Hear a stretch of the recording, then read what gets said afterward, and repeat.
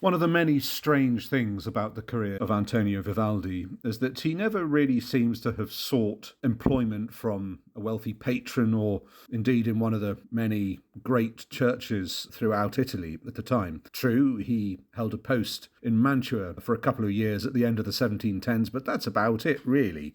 In 1727, however, he dedicated his Opus 9 concertos to the Holy Roman Emperor Charles VI.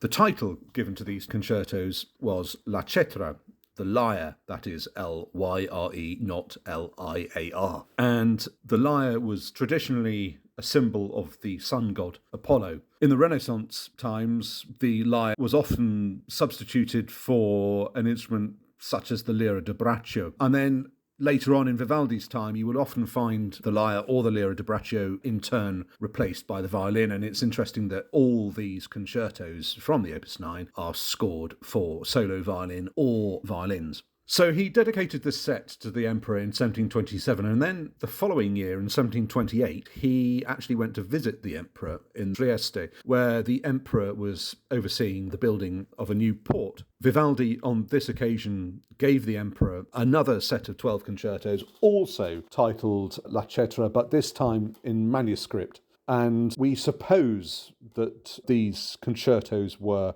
taken back to Vienna by the emperor and enjoyed performances at the imperial court there. The manuscripts for these concertos now are held in the National Library of Vienna, but unfortunately the solo violin part is missing. We suppose that given Nicola Matteis the Younger, the half English, half Italian composer, who was tasked with both composing all the ballet music for the imperial court and also leading the court orchestra, we suppose it was probably him that was tasked with taking the solo part in these concertos, and probably he just walked off with the part and never returned it. So in order to perform these concertos, we are reliant on duplicate sources in other libraries. 7 or 8 of the concertos you can perform in this way. Also the 2 concertos for 2 violins, you can reconstruct the first violin solo part from the second violin solo part. It's not that difficult. But Il Favorito